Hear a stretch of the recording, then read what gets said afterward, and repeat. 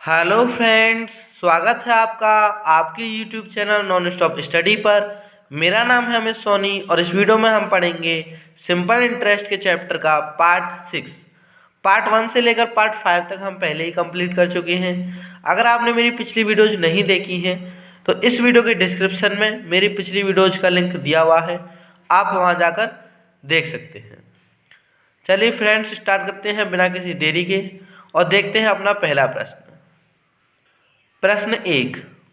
एक व्यक्ति अपनी धनराशि के 40% को 15% वार्षिक ब्याज की दर से, शेष के 50% को 10% वार्षिक ब्याज की दर से तथा शेष को 18% की दर से उधार देता है। यदि कुल धनराशि पर ब्याज की गणना करनी हो तो ब्याज की वार्षिक दर कितनी होगी। अपनी धनराशि के 40% को तो हमें पता नहीं है उसकी धनराशि कितनी है, मूलधन कितना है, तो मान लेते हैं माना कुल धनराशि,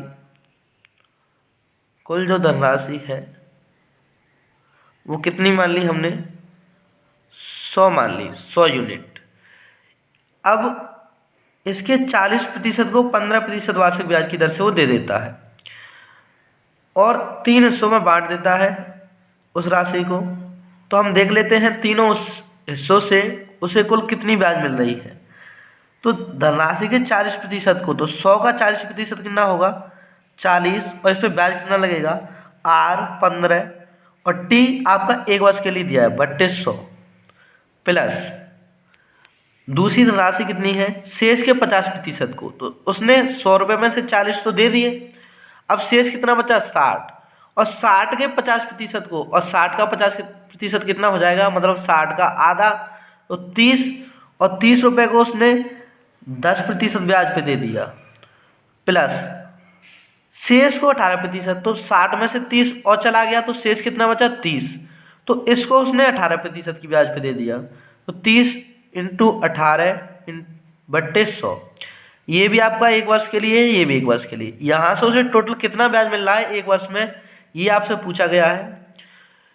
तो आप सॉल्व कर लीजिए, ये हो जाएगा 40 इंटू 15 600 3200, 15 चौक 60, ये हो जाएगा 300 3200, ये हो जाएगा 18 दिया 54 3200, 00 से 00 कैंसिल, ये 00 से ये 00 कैंसिल, 10 10 एक संख्या बाद पॉइंट लग जाएगा। तो 6 और 3 9, 9 और 5 14, 14.4, उसे 100 रुपये पर तीनों में से मिला के 14.4 रुपये ब्याज मिलेगी। तो यदि हम कहें ब्याज की वार्षिक दर उसे कुल मिला के 14.4% मिलेगी। तो इस प्रश्न का आपका ऑप्शन सी सही आंसर हो जाएगा। ठीक है फ्रेंड्स, यहाँ पे हमने फॉर्मूला यूज किया था SI बराबर PRT/100। 3 P आपके बन गए थे 40 30 और 30। हमने तीनों की अलग अलग यूनिट से SI निकाल के टोटल SI निकाल ली। देखते हैं अपना अगला प्रश्न। प्रश्न 2। A ने B को 2500 रुपये तथा उसी समय C को कुछ राशि 7% साधारण ब्याज की दर से उधार दी। यदि 4 वर्ष के बाद A को B और C से कुल मिलाकर 1120 रुपये ब्याज के रूप में प्राप्त हुए तो C को उधार दी गई राशि है। देखिए फ्रेंड्स, A ने 2 लोगों को राशि दी है B और C। तो B को तो 2500 रुपये दी है, उनके लिए रेट और टाइम बराबर है। रेट कितना है आपका 7% दोनों के लिए, और टाइम भी बराबर है 4 वर्ष। लेकिन C की राशि हमें नहीं पता है, X मान लेते हैं। और टोटल दोनों से जो SI मिल रहा है, एक सेकेंड, वो कितना है 1120 रुपये। तो हम फॉर्मूला पुटअप कर देते हैं दोनों का ब्याज का, और दोनों की ब्याज टोटल 1120 रुपये होना चाहिए। फॉर्मूला आपने पढ़ाई है, SI बराबर P into R into T/100। तो पहले B से कितना ब्याज मिलेगा P 2500, R 7 इंटू 4/100।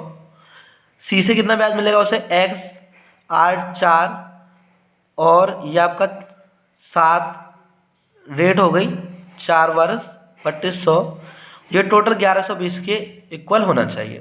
सॉल्व कर लीजिए, ये 00 से 00 कैंसिल, 7 चौक 28, 7 चौक 28, दोनों में से कॉमन आ रहा है तो यहाँ बचेगा 28, आप कॉमन ले लीजिए तो ये हो जाएगा 25, यहाँ बचेगा 25 प्लस यहाँ बचेगा x/100।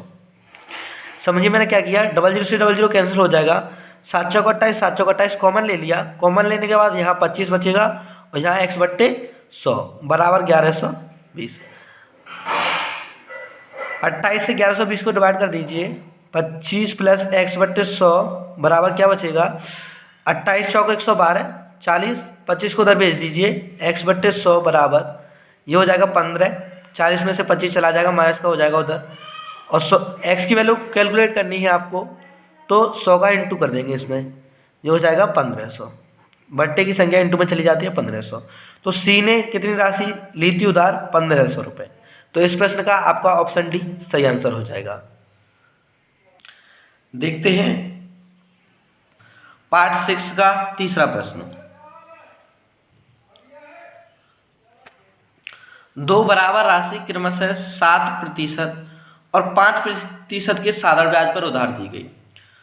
दो ऋणों पर अर्जित ब्याज 4 वर्ष में 960 रुपये है। उधार दी गई कुल राशि बताइए।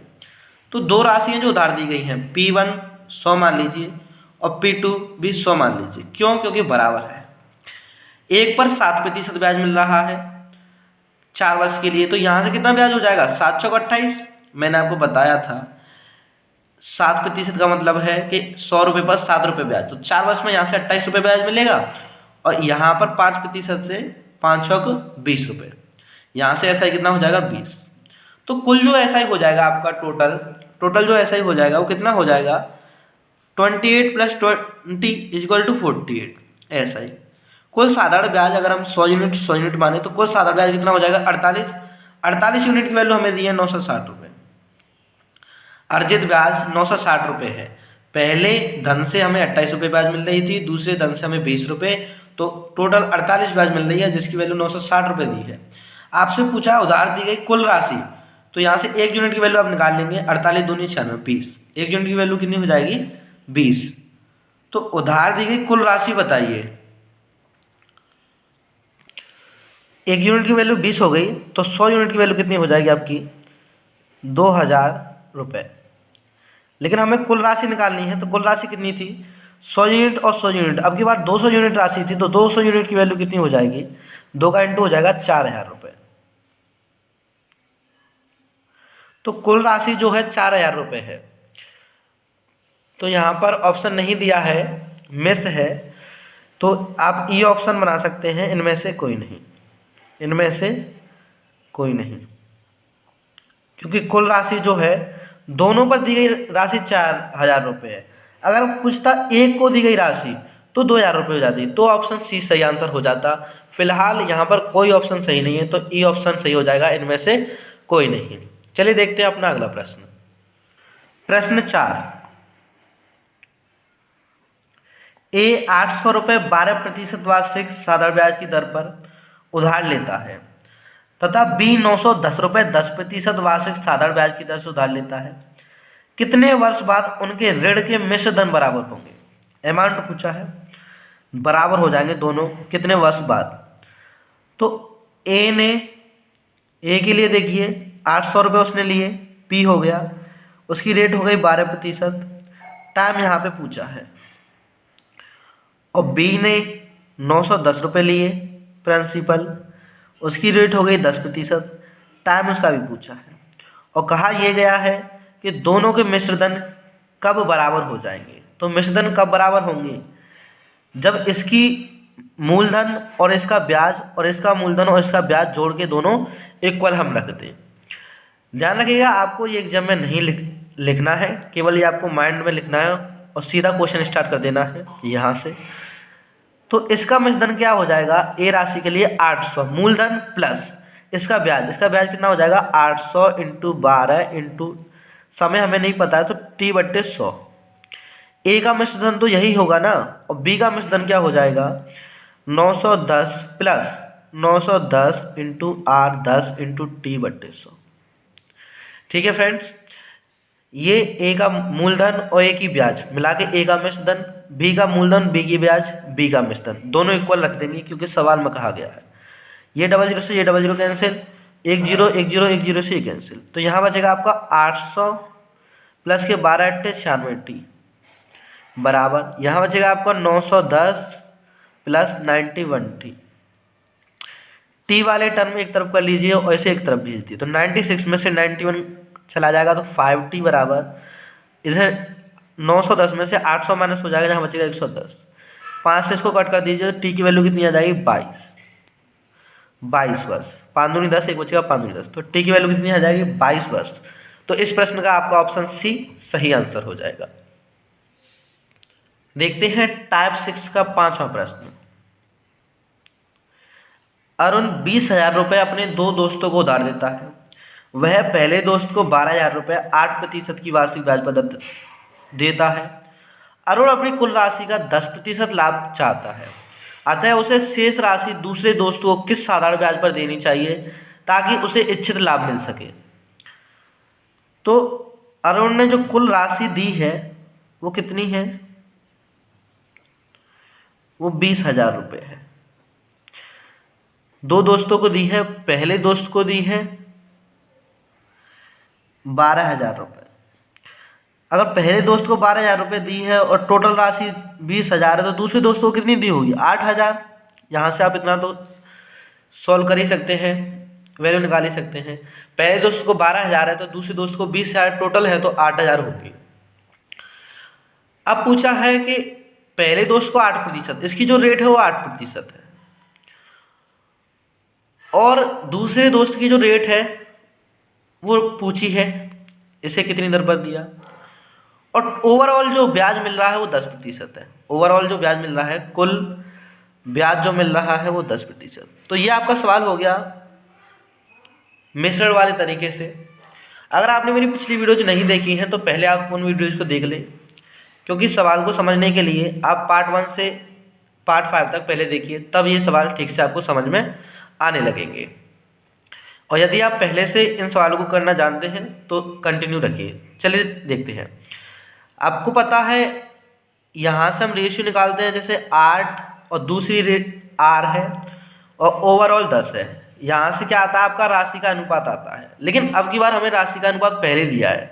अनुपात हम यहाँ से निकाल सकते हैं, 12,000 और 8,000 का अनुपात क्या हो जाएगा, 4,000 से कट कर दीजिए, 4,000 से कट कर देंगे तो 4 12,000 और 4,000 दूनी 8,000, तो 3:2।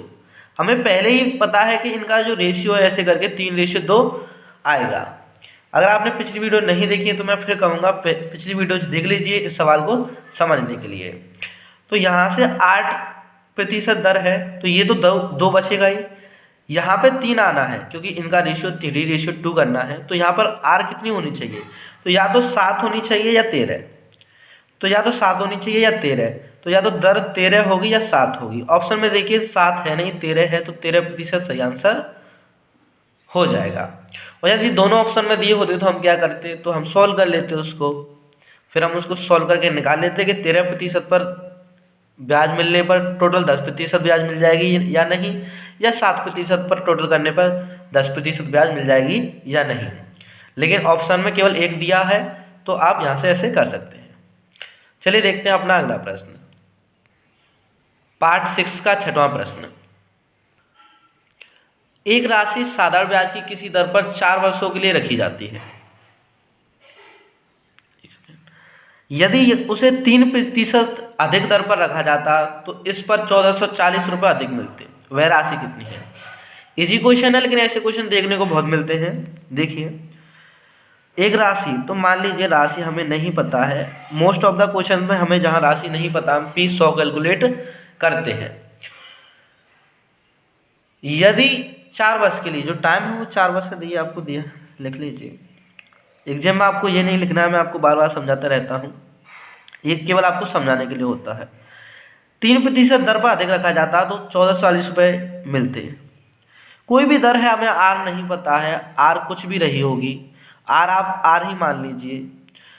R% दर पर रखी गई और अगर 3% अधिक पर रखा जाता तो 1440 रुपये अधिक मिलते। तो मैंने आपको बताया था R% दर का मतलब होता है 100 रुपये पर R रुपये, मतलब 3% का मतलब होता है 100 रुपये पर 3 रुपये। तो R% का मतलब क्या होगा 100 रुपये पर R रुपये। तो तो एक वर्ष में 100 रुपये पर R रुपये मिल रहे हैं, तो 4 वर्ष में कितने मिलेंगे? 4 वर्ष में मिलेंगे 4R। अगर रेट होती 3% अधिक, तो 3% कितनी होती? R+3। तो फिर पैसे कितने मिलते? 4 × R+3। यहाँ पे 4R मिलेगा तो 4 × R+3 मिलेगा, तो ये हो जाएगा 4R+12। अब आप समझिए, यदि यह दर R थी तो ब्याज हमें मिल रही थी 4R, और यदि R+3 हो जाएगी तो 4 का इंटू हम इसमें कर देंगे तो ये हो जाएगा 4R+12। तो ये वाली ब्याज ज़्यादा है और ये वाली ब्याज कम है, और यहाँ पे यही कहा गया है। तो इस पर 1440 रुपये अधिक मिलते हैं। तो 4R+12 में से यदि हम 4R माइनस करेंगे तो हमें 1440 रुपये अधिक मिल रहे हैं पहले की अपेक्षा। तो 4R से 4R कैंसिल हो जाएगा। 12 यूनिट की वैल्यू कितनी दी है? 144 यहाँ से आप 1 यूनिट की वैल्यू निकाल लीजिए, तो 1 यूनिट की वैल्यू कितनी आ जाएगी? 120। 12 से 12 का स्क्वायर होता है 120। यहाँ पे आ जाएगी 1 यूनिट की वैल्यू। तो 100 यूनिट की वैल्यू जब आप निकालेंगे तो ये हो जाएगी 120 में 2 जीरो और लग जाएंगे 12,000 रुपये। तो इस प्रश्न का आपका ऑप्शन बी सही आंसर हो जाएगा। चलिए देखते हैं हम अपना अगला प्रश्न, टाइप 6 का 7वां प्रश्न।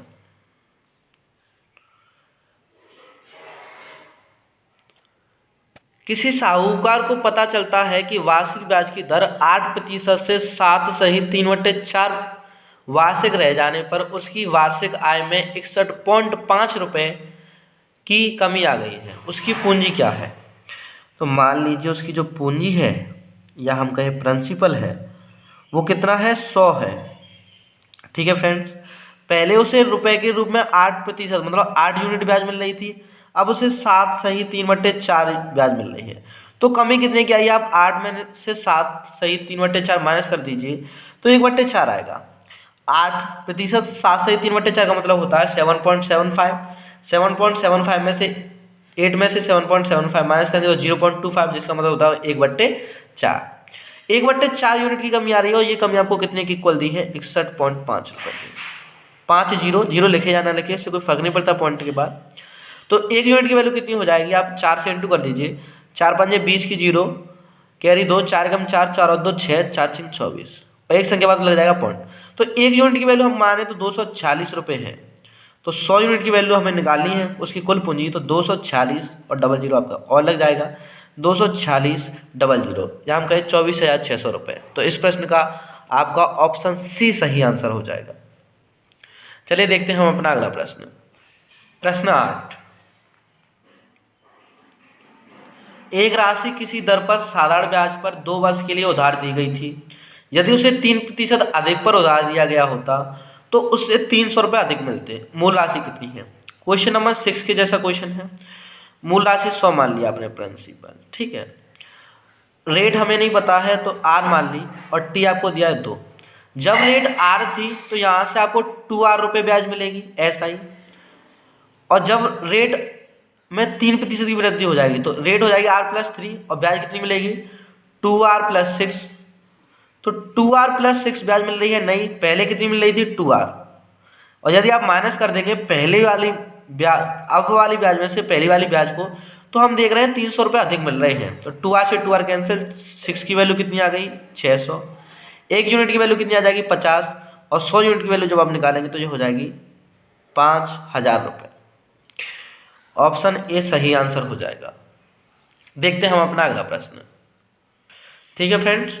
यदि आप डायरेक्ट करना चाहें तो इक्वेशन बना लीजिए ऐसे, 2R+3 नई वाली ब्याज माइनस पुरानी वाली ब्याज इक्वल टू 300, तब भी आप सॉल्व कर सकते हैं। चलिए देखते हैं अगला प्रश्न, प्रश्न 9। प्रश्न 9, कोई व्यक्ति 5,000 रुपये की राशि का कुछ भाग 4% पर और शेष भाग 5% की दर से साधारण ब्याज पर उधार देता है। 2 वर्षों के बाद कुल ब्याज 440 रुपये है। उपरोक्त दरों में से प्रत्येक पर लगाई गई राशि ज्ञात करने के लिए 5,000 रुपये को निम्न अनुपात में बांटना चाहिए। तो आपको पता है ये क्वेश्चन मिश्र वाले तरीके से होगा। कुल राशि जो है वो कितनी है? 5,000, आपको एक रेट दी है 4% और दूसरी रेट दी है 5%। ओवरऑल मैंने आपको बताया था, यहाँ से निकाल लेंगे ओवरऑल उसे कितना ब्याज मिल रहा है, दोनों को मिला के तो कुल ब्याज मिल रहा है 440 रुपये। अब इस प्रश्न में या इस प्रकार के प्रश्नों में ये बात ध्यान रखिएगा कि ये जो रेट है 1 वर्ष के लिए है, तो ब्याज भी आपको यहाँ पे 1 वर्ष के लिए कैलकुलेट करके चलना होगा, क्योंकि ये वर्ष 2 वर्ष के लिए ब्याज दिया है 2 वर्ष का, तो 1 वर्ष का ब्याज हो जाएगा 220 रुपये।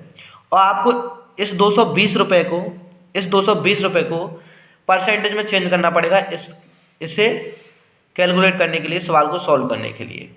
या तो आप ये ऐसा करें कि इस 4% को अंकों में बदलें, या आप इस 220 को प्रतिशत में बदलें, एक चीज़ कर लीजिए। और यदि आपको 2 वर्ष का ब्याज दिया है तो या तो आप इसको 1 वर्ष में बदलिए या फिर इनको 2 वर्ष में बदलिए, जैसे 2 चौक 8, 2 पंजे 10, 2 वर्ष का दर कर लीजिए। मैंने यहाँ पर अंक में बदल लिया है। 1 वर्ष का ब्याज 220 है, इसको परसेंटेज में चेंज कर लेते हैं।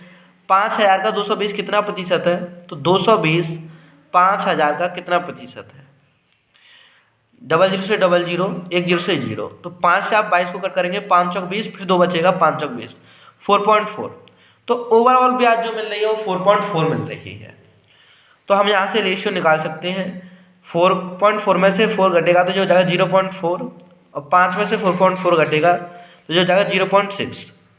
रेशियो यही होता है आपका राशि का, पॉइंट से पॉइंट हट जाएगा, 2 से कट कर दिए, 2 तिया 6, 2 दूनी 4, और यहाँ से आपका जो राशि है उनका रेशियो आ जाता है। मतलब 5000 रुपये को 2 रेशियो के अनुपात में बांटा जाएगा। इस प्रश्न का आपका ऑप्शन बी सही आंसर हो जाएगा। देखते हैं टाइप 6 का 10वां प्रश्न। काफ़ी इंटरेस्टिंग क्वेश्चन है, ध्यान से समझिएगा। एक साधारण ब्याज की दर से किसी समयावधि के लिए मूलधन तथा मिश्र धन 4:5 के अनुपात में है। 3 वर्ष के उपरांत उसी साधारण ब्याज की दर से मूलधन का मिश्र धन से अनुपात 5:7 हो जाता है। ब्याज की दर है। तो जैसे आप मान लीजिए वर्तमान में जो प्रिंसिपल और अमाउंट है वो किस रेशियो में दिया है आपको, 4:5। तो यदि हम प्रिंसिपल की वैल्यू निकालें वर्तमान में तो ये हो जाएगा 4x और अमाउंट हो जाएगा आपका 5x। देखिएगा उसके बाद 3 वर्ष बाद क्या होता है, जो प्रिंसिपल और अमाउंट है उसका रेशियो हो जाता है 5:7। तो रेशियो अलग अलग है तो आपको पता है अलग अलग आपको वेरिएबल मानने पड़ते हैं। यहाँ पे p कितना हो जाएगा 5y और a कितना हो जाएगा 7y, ऐसे आप मान सकते हैं। अब आप एक चीज़ ध्यान दीजिएगा कि जो प्रिंसिपल होता है मूलधन वो कभी बदलेगा क्या, नहीं ना, मूलधन तो मूलधन ही रहेगा।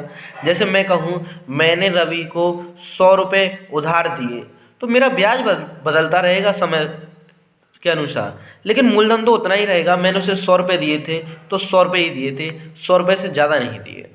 तो यदि हम कहें कि जो p यहाँ पे 4x दिया है और ये जो p 5y दिया है वो दोनों बराबर ही माने जाएंगे और दोनों बराबर ही है, तो हम कह सकते हैं 4x बराबर 5y है। यहाँ से हम क्या करेंगे x और y में एक रिलेशन निकाल लेंगे। तो x की वैल्यू कितनी आ जाएगी 5y/4, 5y/4 x की वैल्यू आ गई। जैसे इक्वेशन फर्स्ट मान लीजिए आप, जैसा आप कहें। अभी आप देखिए आपको रेट निकालनी है ब्याज की दर, तो रेट निकालने के लिए आपको टाइम चाहिए। टाइम कितना है 3 वर्ष। उसके बाद आपको SI चाहिए, ये तो 3 वर्ष मिल गया। SI कैसे निकालेंगे, ये आपका क्या है मिश्र धन 3 वर्ष बाद और ये 3 वर्ष पहले। तो मिश्र धन अब यदि हम 3 वर्ष बाद के मिश्र धन में से 3 वर्ष पहले का मिश्र धन माइनस कर देंगे तो केवल 3 वर्ष का ब्याज आ जाएगा। तो 3 वर्ष का जो ब्याज है या हम कहें 3 वर्ष का SI वो कितना हो जाएगा 7y में से हम 5x माइनस कर देंगे, 7y - 5। x की वैल्यू यहाँ से पुटअप कर दीजिए आप 5y/4। तो जो जाएगा 5y/4 देख लीजिएगा बराबर 7y जो जाएगा 25y/4। यहाँ से आप फिर एक मान के एलसीएम करेंगे तो जो जाएगा 4 सत्ते 28y - 25y/4। तो या मैं कहूँ 3y/4, ये 3y/4 है। कितना है 3y/4। तो आपका SI कितना आ गया 3y/4। रुपए, कुछ भी आप कहें, यूनिट। यहाँ से 3/4 आ गया। अब ये आपके पास टी पता है, एसआई पता है और पी भी पता है। अब केवल आपको रेट की वैल्यू निकालनी है, आर कैलकुलेट करनी है। तो आपने फॉर्मूला पढ़ा है एसआई बराबर P into R into T बट्टे 100। तो उसी फॉर्मूले को आप पुटअप कर दीजिए, एसआई बराबर P into R into T बट्टे 100। तो आपको एसआई कितना दिया है, एसआई हमारा निकल के आया 3 का 3/4 बराबर पी। अब क्योंकि आपने पी आपके पास दो है, या तो 4x या 5y। अब क्योंकि आप y के रूप में सॉल्व कर रहे हैं तो ये वाला प्रिंसिपल आप रख लीजिए। दो है तो दोनों सेम, लेकिन दोनों अलग अलग वेरिएबल में दिए गए हैं। 5y हो गया आपका p, r कितनी है आपकी, r तो कैलकुलेट करनी ही है, और t कितना है 3/100। तो 3 से 3 कैंसिल हो जाएगा, y से y कैंसिल हो जाएगा। उसके बाद 4 से इसको कट कर दीजिए, ये 25 बार कट हो जाएगा। 5 से इसको कट कर दीजिए 5, तो 5 इधर चला जाएगा। तो r की जो वैल्यू है वो 5% आएगी। यहाँ से आप देख लीजिए r की वैल्यू कितनी आ जाएगी, 5%। तो इस प्रश्न का आपका ऑप्शन सी सही आंसर हो जाएगा। ठीक है फ्रेंड्स, आज की वीडियो में इतना ही। बाकी के क्वेश्चन डिस्कस करेंगे हम अपनी अगली वीडियो में। अगर वीडियो पसंद आई है तो वीडियो को लाइक कीजिए, कमेंट कीजिए, शेयर कीजिए। और यदि आप मेरे चैनल नॉन स्टॉप स्टडी पर नए हैं तो प्लीज़ मेरे चैनल को सब्सक्राइब कीजिए। धन्यवाद।